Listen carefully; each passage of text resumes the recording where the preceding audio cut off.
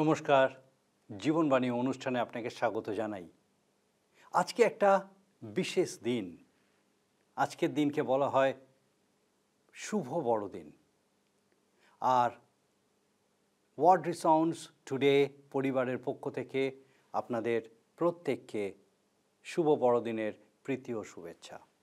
সময় হলো হৃদয় খোলো, শ্রবণ করো জীবন বাণী, নম্র চিতে শ্রবণ করো, নম্র চিতে শ্রবণ করো, খ্রিস্ট যিশুর জীবন খানি। এই শুভ বড়দিন কি? আমরা প্রত্যেকেই জানি এই বড়দিন হচ্ছে প্রভু যীশু খ্রিস্টের জন্মদিন। কিন্তু যখন আজকে এই বড়দিনের দিকে আমরা তাকাই, কিভাবে এই প্রভু যীশুর এই পৃথিবীতে আগমনকে সেলিব্রেট করা হচ্ছে, একটা অদ্ভুত রকম আমার মনে হয় কীরকম একটা পরিবর্তন হচ্ছে, মানসিকতার চিন্তা ভাবনার একটা পরিবর্তন, একটা কার্নিভাল মানসিকতা এসে যাচ্ছে। একটা অতীব গুরুত্বপূর্ণ ঘটনা। বাক্য মাংসে মূর্তিমান হলেন, ঈশ্বর পৃথিবীতে নেমে আসলেন বিশেষ কারণে। একটা অতীব গুরুত্বপূর্ণ ঘটনা। সেই ঘটনাটা কিভাবে আস্তে আস্তে একটা পার্টি মানসিকতায় পরিণত হচ্ছে, জাস্ট একটা উৎসবে পরিণত হয়েছে, একটা বিনোদন। গোটা পৃথিবীতে এই বিনোদন, এই একটা উৎসব জুড়ে লক্ষ লক্ষ কোটি টাকার ব্যবসা হয়ে থাকে। আর এই সমস্ত বিনোদন আস্তে আস্তে এই যে সিরিয়াসনেস, প্রভু যিশুর এই পৃথিবীতে আগমনের যে সিরিয়াসনেস, প্রকৃত যে সত্য, সেই সত্য থেকে মানুষকে আস্তে আস্তে দূরে নিয়ে যাচ্ছে। আর এই সকল বিষয় যখন আমরা দেখি, কিভাবে এই বড়দিন উদযাপন হচ্ছে, কিভাবে এই মানসিকতার পরিবর্তন হচ্ছে, দৃষ্টিকোণের পরিবর্তন হচ্ছে, একটা বড় প্রশ্ন আমাদের মধ্যে জাগে। আর সেই প্রশ্নটা হচ্ছে, আজকের দিনে প্রভু যীশু কতটা প্রাসঙ্গিক? আজকের দিনে প্রভু যীশুর এই জন্মদিন, তার পৃথিবীতে নেমে আসার এই যে ঘটনা, এই ঘটনা কতটা প্রাসঙ্গিক? খুব সাধারণভাবে একটা ধারণা মানুষের মধ্যে আছে, আর সেই ধারণাটা হলো যে প্রভু যীশু মানে হচ্ছে, প্রভু যীশুর কাছে আসার অর্থ মানে হচ্ছে কোনো একটা বিশেষ ধর্মের সঙ্গে নিজেকে পরিচয় করানো, এমন একটা জীবনে প্রবেশ করা যেখানে কোনো মজা নেই, কোনো আনন্দ নেই, এমন কিছু অদ্ভুত, কিছু অযৌক্তিক নিয়মে বেঁধে যাওয়া, নিয়ম মেনে চলতে বাধ্য হওয়া, এইরকম একটা জীবন যখন প্রভু যীশুর বিষয়ে আমরা চিন্তা করি। কিন্তু প্রকৃতই কি তাই? এই ধারণাটা কি প্রকৃতই সত্য? প্রভু যীশুর জন্মদিন, এই পৃথিবীতে তিনি এসেছিলেন, প্রকৃত সত্যটা কি ছিল? প্রকৃতপক্ষে ঘটনাটা কি ঘটেছিল? এই সত্য জানা এবং এই সত্যে স্থির থাকাটা খুব বেশি গুরুত্বপূর্ণ আজকের দিনে আমার মনে হয়। কিন্তু যখন এই সত্যের বিষয়ে আমরা চিন্তা করি, সত্য, দ্য আলটিমেট ট্রুথ, আজকের দিনে পৃথিবীতে সব থেকে বড় যে বিষয়, সে বিষয় হচ্ছে হোয়াট ইজ আলটিমেটলি ট্রু, চূড়ান্ত সত্য। এই চূড়ান্ত সত্যটা কি? বিভিন্ন মানুষ বিভিন্ন রকমভাবে এই সত্যের বিষয়ে বলে গেছেন। একজন খুব বিখ্যাত মানুষ ছিলেন ফ্লেনারি ও'কর্নার। তিনি বলেছেন যে আমরা কতটা হজম করতে পারি তার উপর নির্ভর করে সত্য নির্ধারিত হয় না, সত্য সত্যই। সেটা আমার ভালো লাগুক, আমি হজম করতে পারি বা না পারি, সেই সত্য কিন্তু বদলাবে না, সেটা সত্যই। আবার উইনস্টন চার্চিল, একজন বিখ্যাত মানুষ, তিনি বলেছেন সত্য এতটাই গুরুত্বপূর্ণ, সত্য এতটাই প্রেশিয়াস, আমাদের জন্য মূল্যবান, যে বেশিরভাগ সময় এই সত্যকে আমরা একটা মিথ্যার মোড়কে আবিষ্কার করি।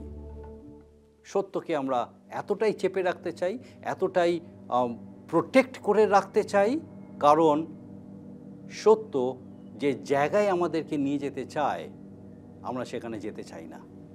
আমরা জানি যে সেটা কোন জায়গায় নিয়ে যাবে, আমরা জানি সত্যটা কি, আর আমরা সেখানে পৌঁছাতে চাই না। ওই জন্য যতটুকু সম্ভব সত্যকে আমরা একটা মোড়কের মধ্যে মুড়ে রাখতে চাই। বড়দিনের এই যে প্রকৃত সত্য, এই সত্যটা জানা খুব জরুরি। কি সেই সত্য? কয়েকটা বিষয় আমি আগে বলি যে এই বড়দিনের সত্যটা কি। যখন আমরা বলি প্রভু যিশুর জন্মদিন, অ্যাকচুয়ালি কি হয়েছিল, বাইবেলের কয়েকটা অংশ থেকে আমি পড়ব। যদি আপনার কাছে বাইবেল থাকে, আমার সঙ্গে আপনি বাইবেল খুলতে পারেন এবং দেখতে পারেন। প্রথম অংশটা হচ্ছে সাধু জন লিখিত সুসমাচারের প্রথম অধ্যায়, তার প্রথম পদ, আর লেখা আছে প্রথম, দ্বিতীয় এবং তৃতীয় পদ। লেখা আছে, আদিতে বাক্য ছিলেন এবং বাক্য ঈশ্বরের কাছে ছিলেন এবং বাক্য ঈশ্বর ছিলেন। তিনি আদিতে ঈশ্বরের কাছে ছিলেন, সকলই তাহার দ্বারা হইয়াছিল। সকলই তাহার দ্বারা হইয়াছিল, যাহা হইয়াছে তাহার কিছুই তাহা ব্যতি রেখে হয় নাই। কার কথা বলা হচ্ছে? সে বাক্য, যে বাক্য ঈশ্বরের কাছে ছিলেন, আদি থেকে ছিলেন। তাহার মধ্যে জীবন ছিল এবং সেই জীবন মনুষ্যগণের জ্যোতি ছিল, আর সেই জ্যোতি অন্ধকারের মধ্যে দীপ্তি দিতেছে, আর মানুষ তাহা গ্রহণ করিল না। যে জ্যোতি, বাক্য, যিনি ঈশ্বরের সঙ্গে ছিলেন, যার দ্বারা সমস্ত কিছু সৃষ্টি হয়েছে, সেই জ্যোতি যখন মানুষের মধ্যে আসলো, অন্ধকারের মধ্যে আসলো, আর অন্ধকার তা গ্রহণ করলো না।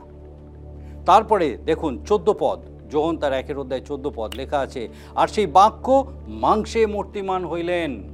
বাক্য যিনি ঈশ্বরের সঙ্গে ছিলেন, আদি থেকে ছিলেন, যার দ্বারা সব কিছু সৃষ্টি হয়েছিল, যিনি সেই জ্যোতি ছিলেন, অন্ধকারের মধ্যে নেমে এসেছিলেন, মানুষ যাকে প্রত্যাখ্যান করেছিল, সেই বাক্য মাংসে মূর্তিমান হলেন এবং আমাদের মধ্যে প্রবাস করলেন, আর আমরা তাহার মহিমা দেখিলাম, যেমন পিতা হইতে আগত এক জাতের মহিমা, তিনি অনুগ্রহে ও সত্যে পূর্ণ। এই হচ্ছে সত্য। প্রভু যিশু জন্মানোর সঙ্গে সঙ্গে যেদিন আমরা তার জন্মদিন পালন করি, সেদিনকে থেকে তার অস্তিত্ব শুরু হয়নি। তার অস্তিত্ব পৃথিবীর শুরুর অনেক আগে, আদিতে তিনি ঈশ্বর, ঈশ্বরের সঙ্গে ছিলেন এবং তার দ্বারাই সমস্ত কিছু সৃষ্টি হয়েছিল। আরও একটা অংশ দেখি আমরা, যেটা সাধু পৌল ব্যাখ্যা করছেন। আমরা দেখি, লেখা আছে ফিলিপিও পত্রের 2 অধ্যায়, ফিলিপিও পত্রের 2 অধ্যায় তার 5 পদ থেকে, খ্রিস্ট যিশুতে যে ভাব ছিল তাহা তোমাদিগেতেও হোক। ঈশ্বরের স্বরূপ বিশিষ্ট থাকিতে তিনি ঈশ্বরের সহিত সমান থাকা ধরিয়া লইবার বিষয় জ্ঞান করিলেন না। ঈশ্বরের সমান ছিলেন, কিন্তু তিনি জ্ঞান করলেন না যে তিনি ঈশ্বরের সমান, কিন্তু আপনাকে শূন্য করিলেন, দাসের রূপ ধারণ করিলেন, মনুষ্যদের সাদৃশ্যে জন্মিলেন এবং আকারে প্রকারে মনুষ্যবৎ প্রত্যক্ষ হইয়া আপনাকে অবনত করিলেন, মৃত্যু পর্যন্ত, এমনকি ক্রুশীয় মৃত্যু পর্যন্ত আজ্ঞাবহ হইলেন। কার বিষয় বলা হচ্ছে? সেই বাক্য, যিনি ঈশ্বর ছিলেন, যার দ্বারা সমস্ত কিছু সৃষ্টি হয়েছিল, যিনি জ্যোতি ছিলেন, তিনি নিজেকে শূন্য করলেন, নেমে আসলেন আপনার আমার জন্য, মনুষ্য সদৃশ্যে প্রত্যক্ষ হলেন, আমাদের সঙ্গে বাস করলেন, নিজেকে অবনত করলেন, ক্রুশীয় মৃত্যু পর্যন্ত, এমনকি আজ্ঞাবহ হইলেন। এই কারণ ঈশ্বর তাকে অতিশয় উচ্চ পদান্বিত করিলেন এবং তাকে সেই নাম দান করিলেন, যার সমুদয় নাম অপেক্ষা শ্রেষ্ঠ, যেন যিশুর নামে স্বর্গমর্ত পাতাল নিবাসীদের সমুদয় জানুপাতিত হয় এবং সমুদয় জিহ্বা যেন স্বীকার করে যে যিশু খ্রিস্টই প্রভু। এই রূপে যেন পিতা ঈশ্বর মহিমান্বিত হন। এই হচ্ছে সত্য, প্রভু যিশুর সত্য।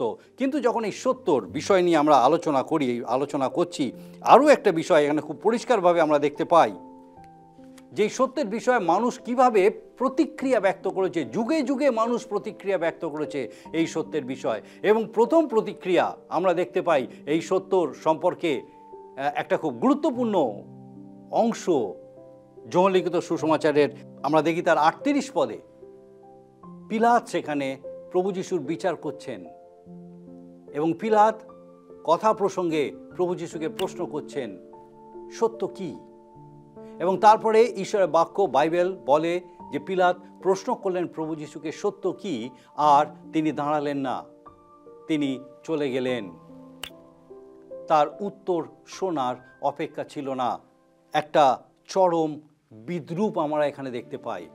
আমি চাই আপনি আমার সঙ্গে চিন্তা করুন এই বিষয়টা। The whole embodiment of truth, স্বয়ং সত্য পিলাতের সামনে দাঁড়িয়েছিল, যে সত্যের বিষয়ে প্রভু যিশু নিজে বলেছেন, আমি পথ সত্য ও জীবন। জগন্নাথ সুসমাচার 14 অধ্যায় লেখা আছে 6 পদে, আমি পথ সত্য ও জীবন, আমার দিয়া না আসলে কেহ পিতার কাছে পৌঁছাতে পারে না।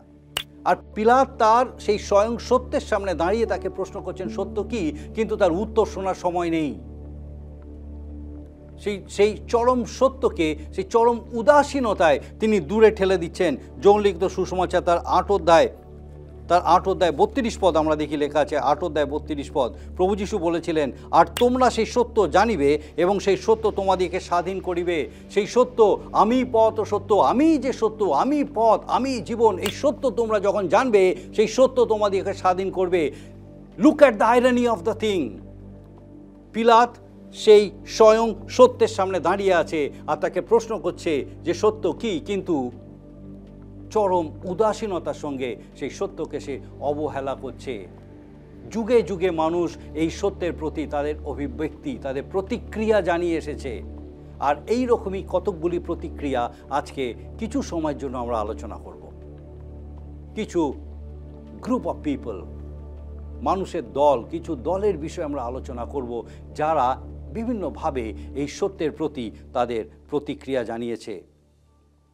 প্রথম মানুষ, প্রথম দল, যারা প্রথম যে প্রতিক্রিয়া আমরা দেখব, যে কিছু মানুষ আছে, এরকম অনেক মানুষ আছে যারা সত্যকে ভয় করে, সত্যকে ঘৃণা করে।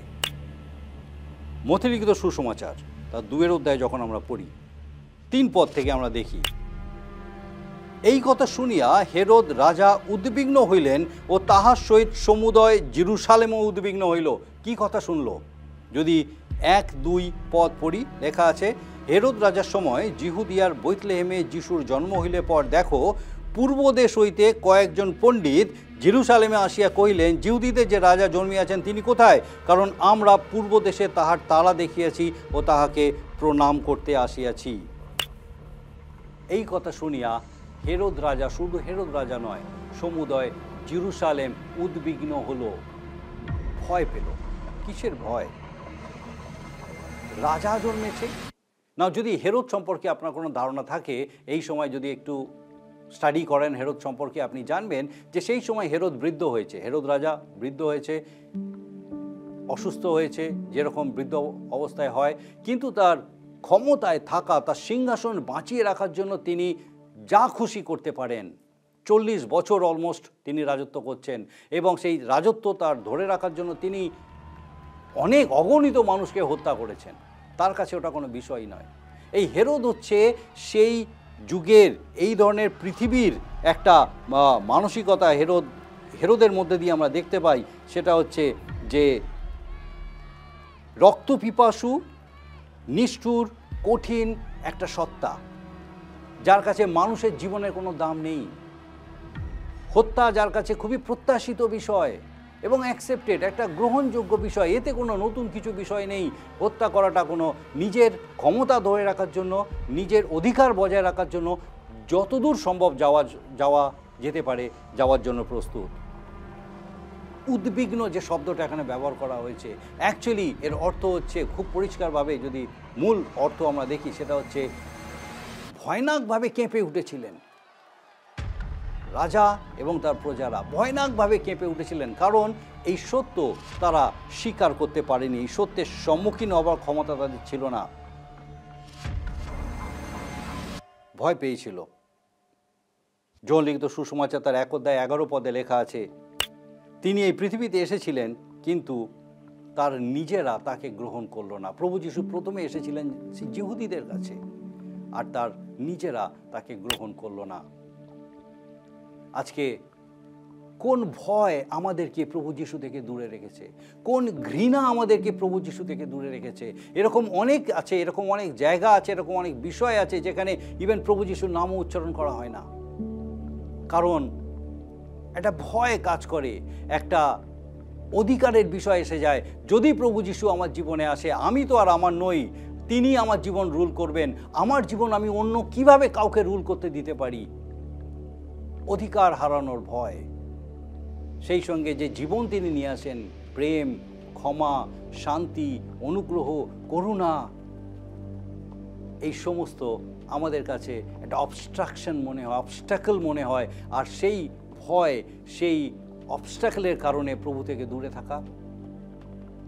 আমরা কি নিজেদেরকে হেরোদ রাজার সঙ্গে সেই এক দলে দেখতে পাই, সেই জেরুজালেমের লোকেদের সঙ্গে এক দলে দেখতে পাই যারা ভয় পেয়েছিল? দ্বিতীয় দল হচ্ছে এমন এক ধরনের মানুষ আছে যারা সেই সত্যকে এড়িয়ে চলে, যাদের সম্পর্কে, সত্য সম্পর্কে সম্পূর্ণ উদাসীন থাকে। আমরা পিলাতের বিষয় দেখেছি, পিলাতের সামনে স্বয়ং সত্য দাঁড়িয়েছিল, পিলাত প্রশ্ন করেছিল সত্য কি, কিন্তু চরম উদাসীনতায় সে চলে গেছিল, বিদ্রুপের সঙ্গে। তার প্রশ্নটা ছিল বিদ্রুপাত্মক, সত্য, ডু ইউ রিয়েলি মিন? আমরা দেখি এখানে যে অংশটা পড়লাম মথলিখিত সুসমাচার 2 অধ্যায়, যদি 4 পদ থেকে আমরা পড়ি, আর তিনি সমস্ত প্রধান যাজক ও লোক সাধারণের অধ্যাপককে একত্র করিয়া তাহাদিওকে জিজ্ঞাসা করিলেন, খ্রিস্ট কোথায় জন্মিবেন? তারা তাকে বলিলেন, জিহুদিয়ার বৈতলেহেমে, কেননা ভাববাদী দ্বারা এইরূপে লিখিত হইয়াছে, আর তুমি হে জিহুদা দেশের বৈতলেহেম, তুমি জিহুদার অধ্যক্ষদের মধ্যে কোনো মতে ক্ষুদ্রতম নও, কারণ তোমার হইতে সেই অধ্যক্ষ উৎপন্ন হইবেন। অর্থাৎ তারা, সেই যে যারা ধর্মব্যক্তিরা ছিল, গুরুরা ছিল, তারা জানতো যে বেতলেহেমে সেই মসিহ জন্মাবেন। তারা জানতো, এই সত্য তাদের কাছে প্রকাশ হয়েছিল, তারা এই সত্য জানতো।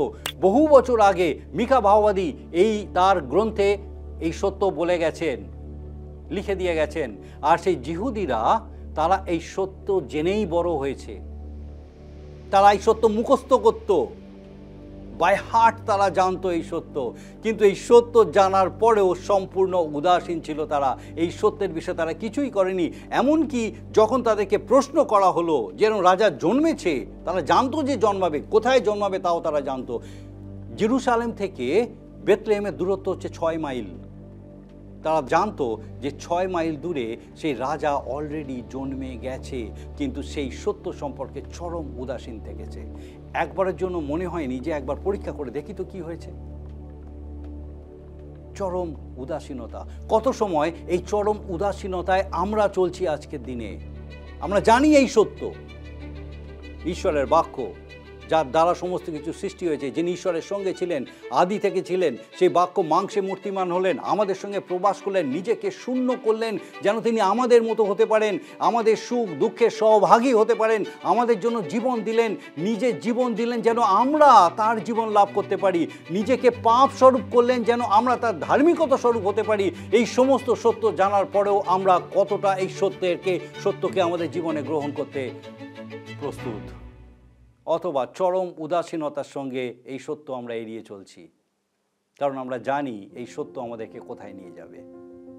চরম উদাসীনতার সঙ্গে আমরা এই সত্যকে কি এড়িয়ে চলছি? আরেকটা দল ছিল, এক দল যারা ভয় পেত, সত্যকে ঘৃণা করত, আরেক দল যারা সত্য সম্পর্কে চরম উদাসীন, আরেকটা দল, আরেক ধরনের মানুষ যারা সত্যের অন্বেষণ করেছিল, যারা সত্যের অন্বেষণ করে। আমরা মথলিখিত সুসমাচারের 2 অধ্যায় পড়েছি, সেই পণ্ডিতেরা, পূর্ব দেশের পণ্ডিতেরা এসেছিল খুঁজতে খুঁজতে, পারস্য দেশ থেকে তারা এসেছিল 1000 মাইল দূর, 1000 মাইল দূর থেকে তারা সেই তারা দেখে খুঁজতে খুঁজতে এসছে। এরা খুব সাধারণ মানুষ ছিল না, এই পণ্ডিতেরা, এরা সেই তখনকার দিনে সব থেকে জ্ঞানী মানুষ ছিল, এবং এক একজন অনেক পড়াশোনা করেছে, অনেক বিদ্বান তারা, এবং তারা এসছে খুঁজে, কারণ একটা অদ্ভুত অন্যরকম বিষয়, একটা সুপারন্যাচারাল বিষয় তারা জেনেছে, এবং সেটা খুঁজতে এসছে, সেই সত্যের অন্বেষণ করতে তারা সেই অত দূর থেকে এসছে। রাজা কোথায় আছে আমরা দেখতে চাই, আমরা প্রণিপাত করতে চাই। তারা সেই সত্য জেনেছে, সত্যের জন্য কিছু করতে চেয়েছে। আরও একটা অংশ দেখি, লুকলিখিত সুসমাচার তার 2 অধ্যায়, যদি আমরা লুকলিখিত সুসমাচার 2 অধ্যায় দেখি, সেখানে লেখা আছে সেই রাখালদের কাছে এসেছিল স্বর্গীয় বাহিনী, এসে সে রাখালদেরকে বলেছিল প্রভু যীশু খ্রিস্টের সেই সংবাদ তারা দিয়েছিল। আর আমরা যদি পড়ি 2 অধ্যায়, যদি আমরা 8 পদ থেকে 20 পদ পর্যন্ত পড়ি, সেখানে খুব পরিষ্কার করে লেখা আছে কিভাবে সেই রাখালেরা সেই সংবাদ পেয়েছিল, এবং সেই সংবাদ পাওয়ার পরে তারা সঙ্গে সঙ্গে বলেছিল চলো আমরা যাই, আমরা দেখতে চাই কি এই ঘটনা কোথায় ঘটেছে, কি হয়েছে। তারা গেছিল, মরিয়মকে দেখেছিল, মরিয়মের কোলে প্রভু যীশুকে দেখেছিল, এবং দেখে সে আনন্দ করতে করতে ফিরে এসেছিল, আর সমুদয় লোককে জানিয়েছিল, যাদেরকে বলেছিল তারাও আনন্দ করেছিল। তারা শুনেছিল সত্য, তাদের কাছে প্রকাশ হয়েছিল এবং সেই সত্য সম্পর্কে তারা কিছু করতে চেয়েছিল, তারা গেছিল, সত্যের অন্বেষণ করেছিল এবং প্রভুকে দেখতে পেয়েছিল।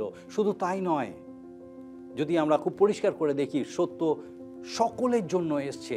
প্রথমে এসেছিল সেই সাধারণ মানুষ, রাখালদের কাছে সত্যের অন্বেষণ করেছে। তারপরে দেখি সেই চরম বিদ্বানদের কাছে, জ্ঞানী মানুষদের কাছে সেই সত্য এসেছিল এবং সেই সত্য, সেই পণ্ডিতেরা সত্যের অন্বেষণ করে এসেছিল। একই সঙ্গে আমরা দেখি সেই সত্য আত্মিক মানুষদের কাছেও পৌঁছেছিল। লুকলিখিত সুসমাচার 2 অধ্যায় যদি পড়েন, আরও সেখানে 2জন মানুষের কথা বলা আছে, সিমিয়ন এবং হান্না। সেই সত্য যখন তারা দেখেছিল, খুব সুন্দর, সিমিয়ন প্রভু যিশু, সেই ছোট্ট শিশু যিশুকে কোলে নিয়ে আনন্দে গান করে উঠেছিলেন, আজ আমার চোখ পরিত্রাণ দেখতে পেয়েছে। সত্যের যারা অন্বেষণ করে তারা সেই পরিত্রাণের আস্বাদ গ্রহণ করে। প্রভু যিশু নিজেকে শূন্য করেছিলেন যেন আমরা পূর্ণ হতে পারি। তিনি জীবন দিয়েছিলেন যেন আমরা তার জীবন লাভ করতে পারি। তিনি পুনরুত্থিত হয়েছেন যেন আমরা তার সঙ্গে তিনি যে স্থান প্রস্তুত করেছেন সেই স্থানে আমরা যেতে পারি। কিন্তু সেই সত্য সম্পর্কে আজকে আমার কি প্রতিক্রিয়া? কোন প্রতিক্রিয়া সেই সত্যের প্রতি? কোন অভিব্যক্তি আমি ব্যক্ত করি সেই সত্যের প্রতি? আমি সেই সত্যকে ভয় করি কারণ আমার অধিকার যদি হারিয়ে যায়, সেই অধিকার আমি ধরে রাখতে চাই। আমি কি সত্যের প্রতি উদাসীন কারণ সেই সত্য সম্পর্কে আমার কিছু করার নেই, আমার জন্য নয় এটা, আমি জানি, বা এটা এতটাই ফ্যামিলিয়ার আমার জন্য, ছোট বয়স থেকে আমি শুনছি, আমার কাছে নতুনত্ব কিছু নেই এটার, এবং এই বিষয়ে আমি কিছু করতেই চাই না। অথবা আমি সেই অন্য গ্রুপ যারা সত্যের অন্বেষণ করে এবং সেই সত্য জীবনে গ্রহণ করে এবং সেই স্বয়ং সত্য শান্তিরাজ ঈশ্বর তাদের জীবনের রাজত্ব করে।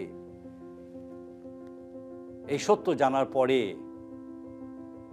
আপনার কি মনে হয় না যে আমাদের হৃদয় প্রভুর জন্য সেই জাপপাত্রে পরিণত হোক, যেখানে প্রভু জন্ম নেবে, যেখানে প্রভু রাজত্ব করবে, তার শান্তি, তার আনন্দ, তার অনুগ্রহ, তার করুণা সেই হৃদয়ের মধ্যে থেকে আরও অনেকের কাছে পৌঁছে যাবে?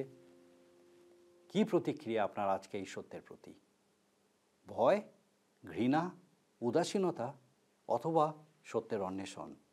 কি করতে চান আপনি? আসুন প্রার্থনা করি। মঙ্গলময় পিতা, তোমার ধন্যবাদ স্তুতি করি প্রভু, তোমার গৌরব করি যে তোমার সেই সত্য আমাদের কাছে তুমি প্রকাশ করলে আরেকটি বার। ধন্যবাদ দিশই গো পিতা যে তোমার দয়া, তোমার করুণায় তোমার প্রিয় পুত্র প্রভু যিশুকে আমাদের জন্য দিয়েছ, যেন পিতা গো তার সেই ক্রুশীয় রক্তের দ্বারা আমরা ধৌত পরিষ্কৃত সূচি হয়ে আবার তোমার সহভাগিতায় ফিরে তোমার গৌরব করতে পারি। ও প্রভু, ধন্যবাদ দিয়ে আরেকটি বার আজকে তুমি এই সত্যের সন্ধান আমাদেরকে দিলে, তোমার এই সত্য নতুনভাবে জানার অনুপ্রেরণা আমাদেরকে দিলে। ও প্রভু, এই সত্য সেই প্রত্যেক হৃদয়ে কে তুমি পিতাকে উৎসাহিত উজ্জীবিত করো। যে কান আজকে শুনেছে তোমার সত্য প্রভু, সেই সত্য যেন পিতাগো তাদের হৃদয়ে আরও বৃদ্ধি পায়। তুমি আশীর্বাদ করো। আমাদের প্রত্যেক দর্শক বন্ধুকে তোমার চরণে সমর্পণ করি। তোমার পবিত্র আত্মার পরাক্রমে পিতা প্রত্যেককে প্রভু তোমাতে এইভাবে সমর্পিত হয়ে তোমার গৌরব করতে সাহায্য করো। ও স্বর্গীয় পিতা, যেন পিতাগো তোমার জন্ম, তোমার আগমন, তোমার নিজেকে শূন্য করা বৃথা না যায়, কিন্তু প্রভু আমরা তোমার সেই ক্রুশের মধ্যে দিয়ে তোমার সেই রক্ত দ্বারা দৌত পরিষ্কৃত হয়ে যেন তোমার সঙ্গে সংযুক্ত হয়ে তোমার গৌরব করতে পারি। পিতা কৃপা করো, তোমার পবিত্র পরাক্রমে কৃপা করো, তোমার অনুগ্রহে তুমি আমাদের প্রত্যেককে পূর্ণ করো, দয়া করো। তোমার যিশু নামে ভিক্ষা, দয়া করে শ্রবণ ও গ্রহণ করো। Amen.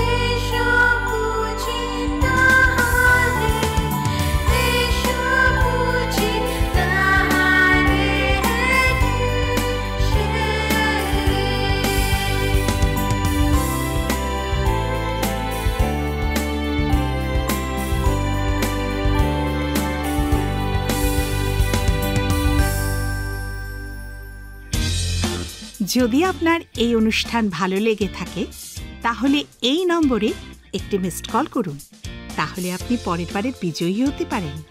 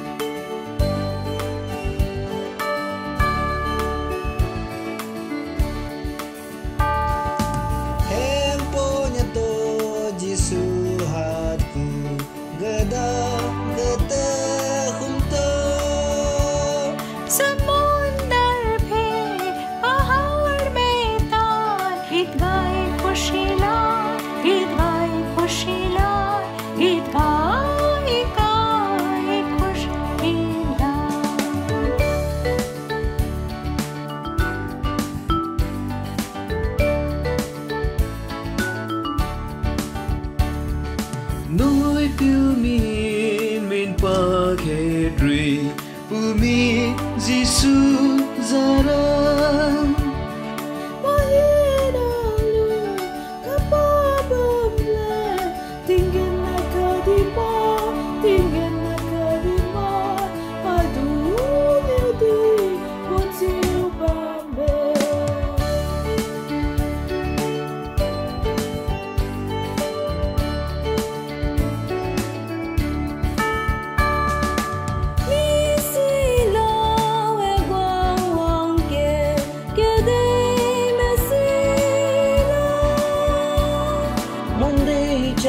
cao banai tibi circle sansa sape ko sansa gangabi circle sansa sape gabi